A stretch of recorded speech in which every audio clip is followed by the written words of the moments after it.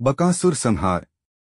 वनमार्ग पर चलते चलते एक दिन पांडवों की भेंट महर्षि व्यास से हुई। महर्षि व्यास ने पांडवों को ढांढस बंधाया तथा उन्हीं की सलाह पर पांडव ब्रह्मचारियों का वेश धारण कर एक चक्रा नामक नगरी में एक ब्राह्मण के घर रहने लगे। पांचों भाई भिक्षा मांगकर लाते तथा उसी को बांटकर अपना पेट भरते। एक दिन भीम घर पर रह गए। तभी कुंती ने अपने आश्रयदाता ब्राह्मण के घर रोने की आवाज सुनी। पूछने पर पता चला कि बक नाम का एक राक्षस नगर के पास ही गुफा में रहता है, जो लोगों को जहां भी देखता मारकर खा जाता था। नगरवासियों ने उससे तंग आकर एक समझौता कर लिया कि हर सप्ताह उसकी गुफा में गाड़ी भरकर मांस, मदिरा, पकवान आदि भेज दिया जाएगा तथा गाड़ीवान भी उसी खुराक में शामिल होगा। उस दिन गाड़ीवान के रूप में उस ब्राह्मण को जाना था। वहां पहुंचकर वह कभी जिंदा वापस नहीं आ सकेगा, इसीलिए घर के सभी लोग रो रहे हैं। कुंती ने ब्राह्मण को धीरज बंधाया तथा कहा कि उसकी जगह मेरा पुत्र भीम चला जाएगा तथा बकासुर उसका कुछ भी नहीं बिगाड़ सकेगा। भीम भोजन तथा पकवान से भरी गाड़ी लेकर राक्षस की गुफा तक पहुंचा तथा उसने उससे अपनी पेट पूजा शुरू कर दी। बकासुर ने गुफा से देखा कि एक विशाल शरीर वाला मनुष्य उसके भोजन को खा रहा है। वह भीम से भिड़ गया। भीम ने उसे लात घूंसे मार मार कर जान से मार डाला तथा उसकी लाश को नगर द्वार तक ले आए। नगरवासियों की प्रसन्नता की सीमा न रही। द्रौपदी स्वयंवर।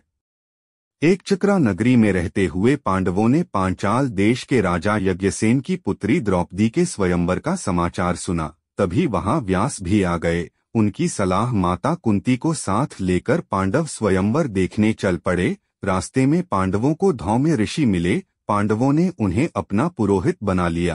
पांचाल राज्य पहुंचकर माता की सलाह से राजधानी के निकट एक कुम्हार के घर में टिक गए। स्वयंवर के दिन राजधानी को सजाया गया था। देश देश के राजा उसमें भाग लेने आए थे। हस्तिनापुर से कर्ण, दुर्योधन, दुशासन भी आए थे। स्वयंवर भूमि के मध्य भाग में आकाश में एक मछली स्थिर थी। उसके नीचे एक चक्र बराबर घूम रहा था। नीचे पानी में मछली की परछाई को देखकर जो उसकी आंख बेध सके वही द्रौपदी से विवाह कर सकता था। एक एक करके अनेक राजाओं ने प्रयास किया, पर कोई भी मछली की आंख को नहीं वेध सका। कर्ण निशाना साधने चला, पर सूतपुत्र कहे जाने के कारण उसे बैठ जाना पड़ा।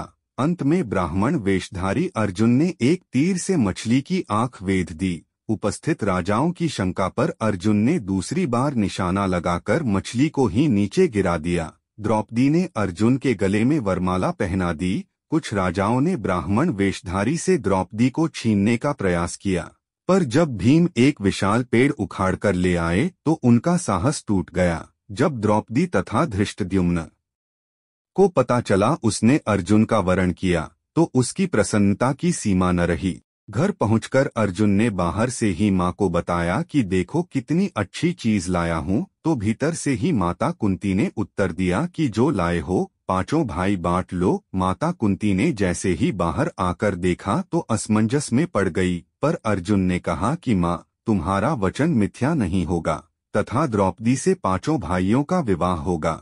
जब द्रुपद ने सुना कि द्रौपदी का विवाह पांचों पांडवों से होगा तो बड़े चिंतित हुए। उसी समय महर्षि व्यास आ गए तथा उन्होंने द्रौपदी के पूर्व जन्म की कथा सुनाकर बताया कि उसे शंकर से 5 पतियों का वरदान मिला है। इस प्रकार द्रौपदी से पांचों पांडवों का विवाह हो गया। आगे की कहानी दूसरी वीडियो में देखेंगे।